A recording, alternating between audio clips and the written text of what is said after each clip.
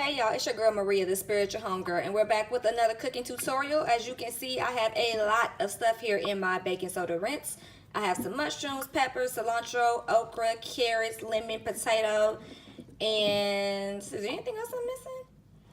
Who knows? But we're gonna definitely make my take on curry. And this is a perfect meal if you guys are broke. So definitely. When somebody mentions money to me, talking about saving money and economically feasible and on a budget, I like to look at receipts. So here is my receipt. If you look, feel free to subtract the kale, the lip balm, and the tea. I think that's everything, but that's about maybe $16.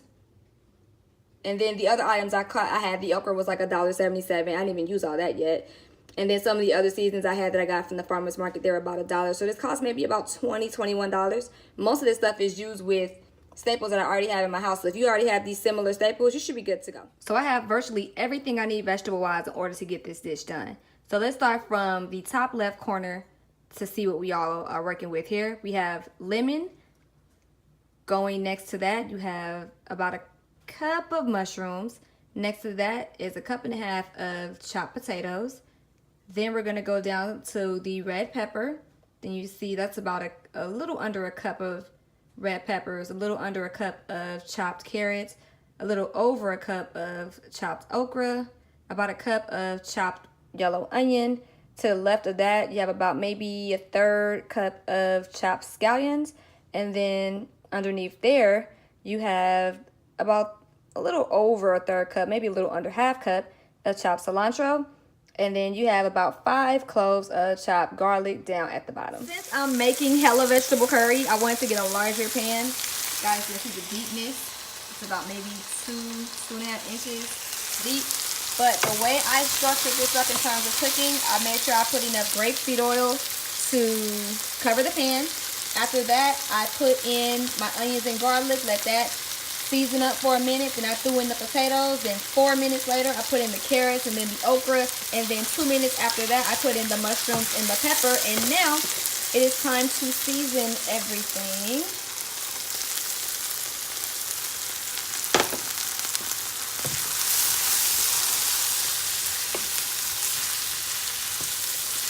Once I put in the seasoning and made sure everything was mixed up together, then I poured in my coconut milk. And as much as I pride myself on cooking things that don't come from boxes or cans, it is indeed hard to find coconut milk that doesn't come in a box or a can. So until I find a day where, you know, I have the patience to crack open a coconut and make some coconut milk, I'm going to find the best coconut milk that I can.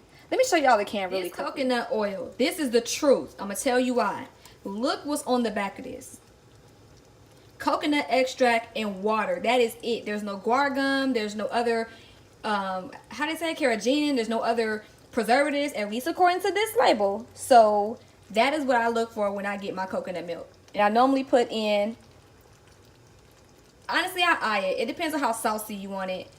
This is 1 cup right here. 114 fluid ounce can, excuse me. 114 fluid ounce can of coconut milk. But you can put in a little more if you want to. And I also sometimes thin out the thickness of the curry with about maybe half a cup to a cup of veggie stock. You can also make that homemade. Now off to the side here, I put an entire package of gluten-free pasta into the pan.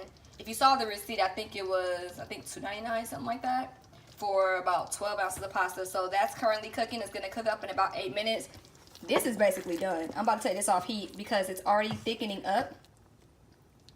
I ended up putting a little over half a cup, a little under a cup of, not quite 3/4, maybe 3/4-ish of veggie broth. And I let it simmer on low heat. That's how low, if you see. Oops, I got a little pepper from there, a little seed from the pepper. But yeah, so you see it's thickening up a lot, and I'm going to take it off heat, and I'm going to wait for this pasta to be done, and we'll be ready to eat. Everything is now cooked. The pasta's cooked, the curry's cooked. I put a little bit of pasta in the bowl, just a little bit, because noodles can be heavy. And when it comes to making heavy dishes like this, I like to make sure that 1 bowl is enough. And then I scooped enough of the curry mixture on top, the hella veggie curry mixture. And then I'm going to top it with my favorite way to finish this dish off, which will be with the cilantro and the scallions that you saw earlier, and then a squeeze of that lemon.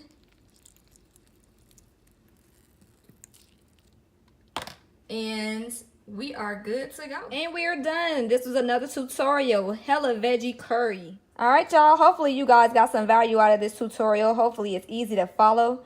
Again, this is Maria, the Spiritual Homegirl, and we just made hella veggie curry.